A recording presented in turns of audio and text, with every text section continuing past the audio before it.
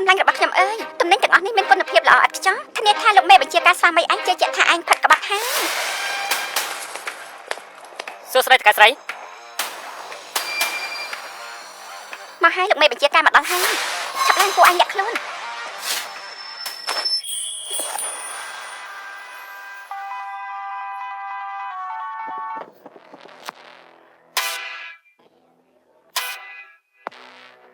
សម្ដែងបានល្អតម្លៃខ្លួនទ្វេដង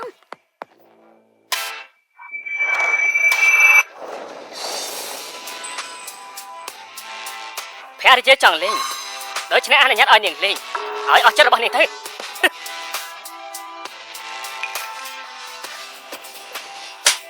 លោកស្គួតហើយហ៎ចិញ្ចាំងភូមិគ្រឹះខ្ពស់តដែរនេះមិនមែនជាអ្វីដែលលោកស្រីចង់បានទេលោកជាអ្នកណានាងរងនេះជាតម្លៃដាច់តម្លៃខ្ញុំជាតារាដ៏ល្បីល្បាញនិងជាលោកស្រីប្រចាំភូមិគ្រឹះតែខ្វះខាតលុយឲ្យលោកយ៉ាងម៉េច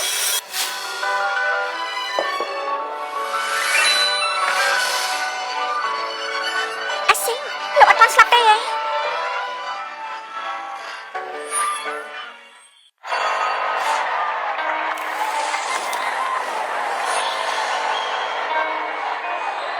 នៅមានអ្នកណាទៀតដែរទេ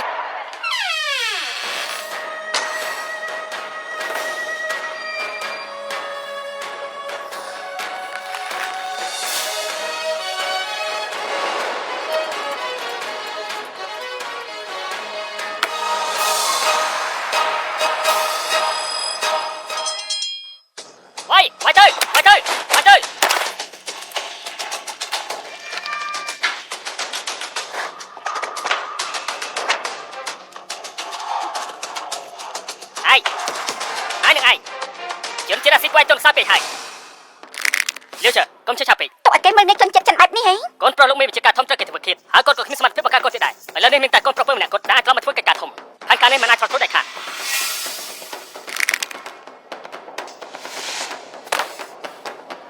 ការប្រកួតមិនទាន់ចប់ទេបញ្ញាប់អី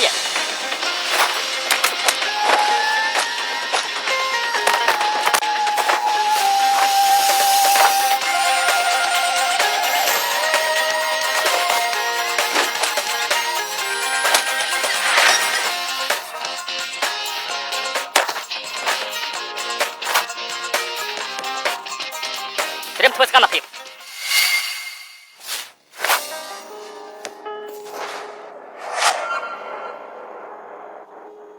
មិនមែនថាពេលបាញ់មួយឆ្នាំធ្វើជារស់ស្លាប់ទេហេតុអីក៏ធ្វើបែបនេះអរគុណដែលឯងឲ្យខ្ញុំខ្ចីយន្តការពារខ្លួននេះតាំងពីតូចដល់ធំទើបតំណនេះទេដែលខ្ញុំមិនគិតស្អាតបែបនេះដានីវ៉ាន់សំជិញ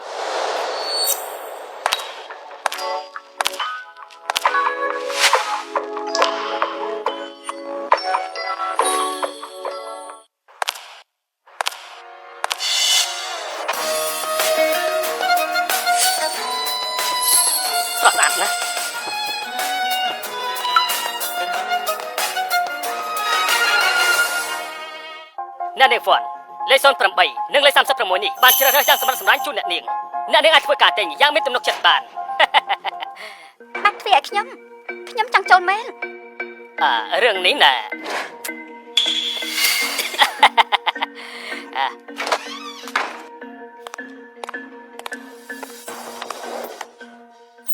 នេះហើយជាគូតដឹងដែលប៉ាប់ជាប់ពីឲ្យខ្ញុំកាលខ្ញុំនៅក្មេងជាគូតដឹងដែលខ្ញុំមិនអាចជប់មុខសោះ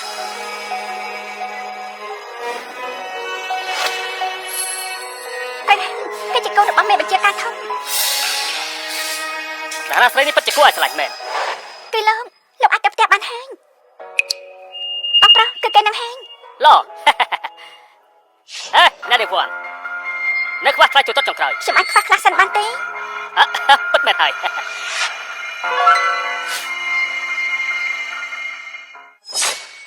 បឋមគ្រប់ឯង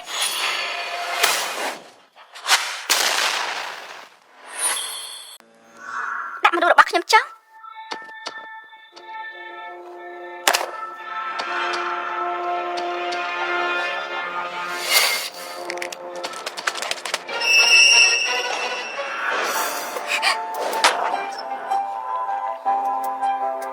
ទោះជាអ្នកណាក៏ដោយបើចង់រស់ឆាប់ចេញទៅឆាប់ទៅ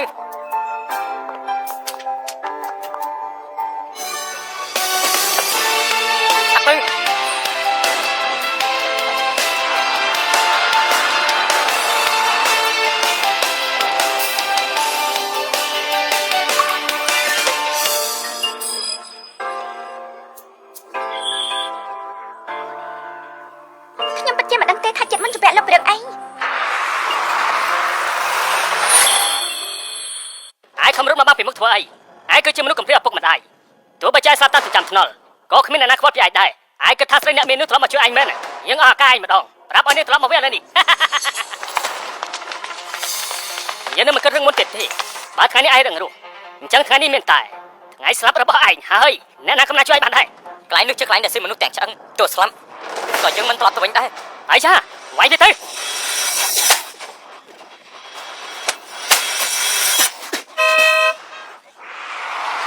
ឡើងមកចង់បាយចោឆាប់សបផ្សាយដំណឹងទៅមនុស្សគ្រប់ច្រឡោហកត្រូវតែធ្វើសកម្មភាពចាប់ពួកគេមកវិញឲ្យបានយើងនឹងធ្វើឲ្យវារស់យ៉ាងវេទនាអាយ៉ាអស់សង្ហា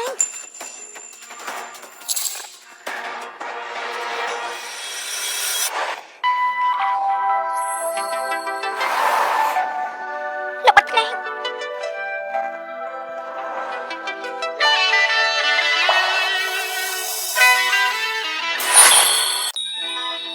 សហការជាមួយខ្ញុំចង់ជួយសង្គ្រោះលោក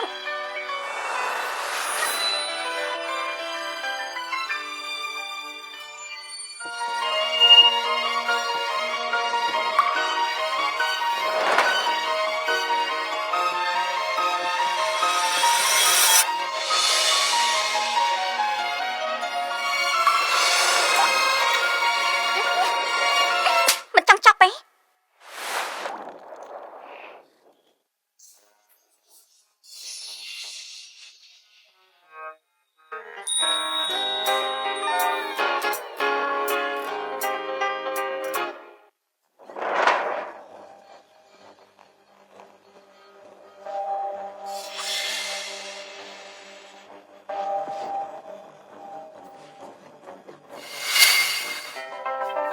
លោកឈួតហើយរបស់ខ្លាចបែបនេះបើមិនព្យាបាលទេគឺឆ្លងមេរោគហើយ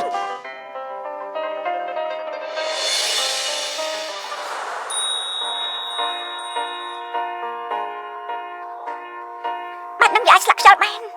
មនុស្សដែលគ្មានអ្នកណាខ្វល់ពីការស្លាប់រស់របស់ប៉ុណ្ណឹងជាអ្វីទៅនិយាយទៅប៉ុណ្ណាយ៉ាងហើយក៏មានខ្ញុំខ្វល់ពីការស្លាប់រស់របស់លោកមិនអញ្ចឹងខ្ញុំមិនត្រឡប់មកវិញទេ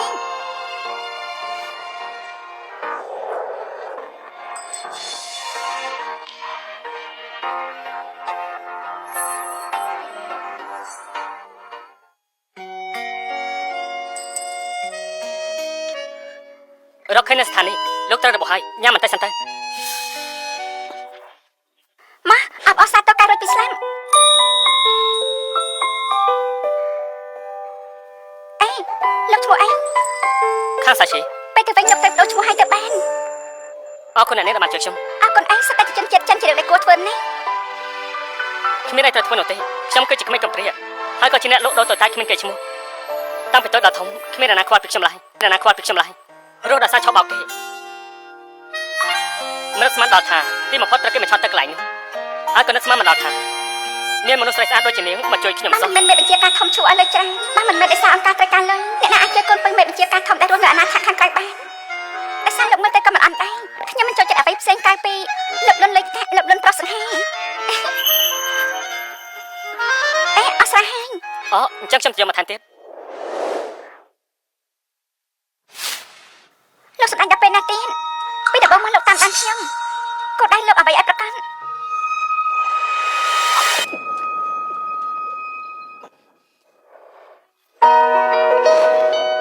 ខ្ញុំគ្រាន់ចង់ចាក់ចេញពីទីនេះ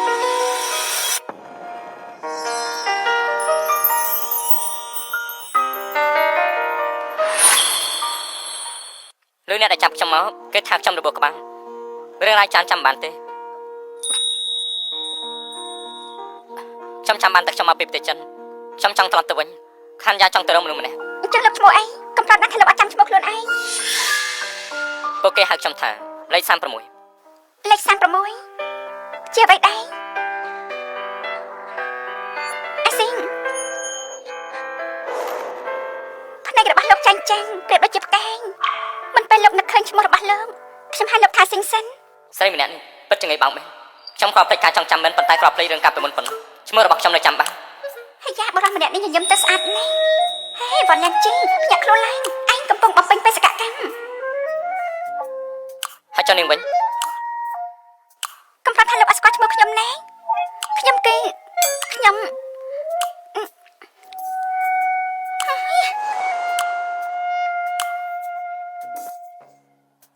ជាតារាលំដាប់ទី1នៅក្រុមហាន់យ៉ាងគេបែរជាមិនស្គាល់ខ្ញុំខ្លាចអន់យ៉ាងនេះបែរជាមានទូរស័ព្ទ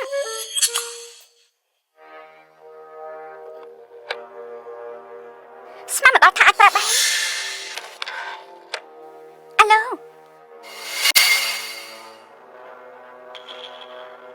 ហេតុអីមិនបានគ្រាន់តែសម្បត្តិទុកមកស្លឹកសោះខ្ញុំចាញ់លេងនេះមិនមែនជារឿងលុយកាក់ទេអ្វីដែលមិនទាន់មកផុតត្រូវមកជូនកូនប្រុសលោកមេជាការធំឲ្យត្រូវតាមដល់ស្មារតីប៉ុន្តែប្រធានក្រុមគ្រាន់តែពឹងលើរូបថនមួយស្លឹកនឹងគុជមួយដុំលោកប្រកាសថាខាងសិលឈីគឺជាកូនរបស់លោកមេបញ្ជាការធំឈូ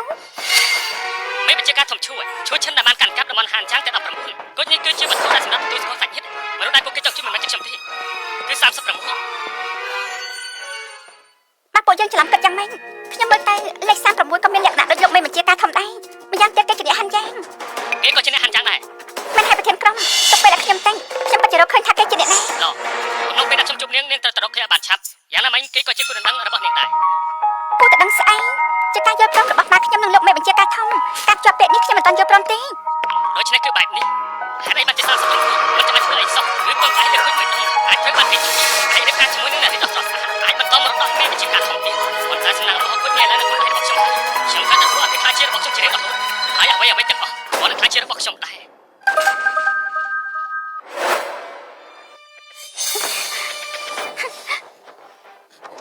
គេក្តៅខ្លួនតែសាររបស់ឆ្លងមេរោគឆាប់រកថ្នាំឲ្យគេលេងមិនចឹងទេទៅអាចស្លាប់បានដែរខ្ញុំជួយនាង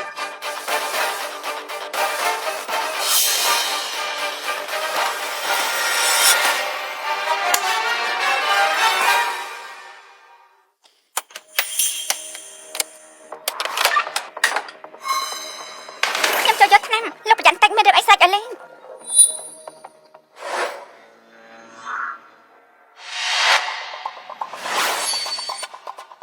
ខ្ញុំឡើងទៅលេខទូរស័ព្ទស្មាតមកសង្ឃឹមថាមិនច្រឡំទេហេឡូណែណាឯងមិនចង់ខ្លាចជាមនុស្សអស្ចារ្យទេដល់ពេលនេះមិនក៏ឯងខ្លាចទៅមិននិយាយយើងបាត់ហើយជប់សិន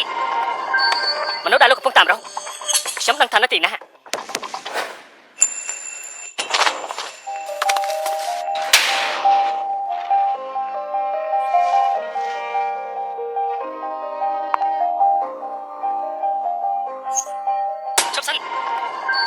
មនុស្សដែលលោកកំពុងតាមរកខ្ញុំដឹងថានៅទីណា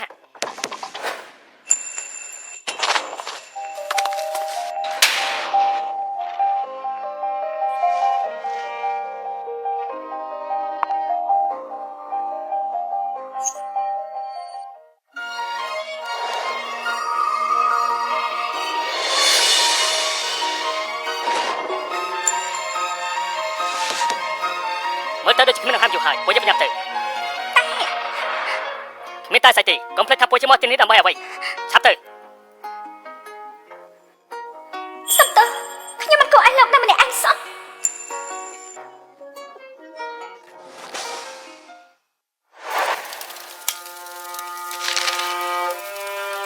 បងធំសុំទោសតែមិនអាចការពារឯងបានកុំបារម្ភបងប្រកាសជាសងសឹកឲ្យឯងទៅ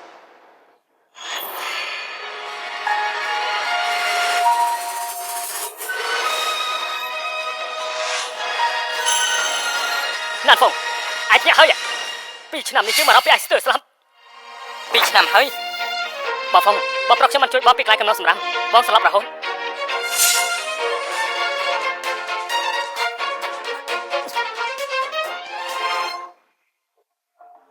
អរគុណដល់ឯងជាបច្ចេកទេសលាក់ដង្ហើម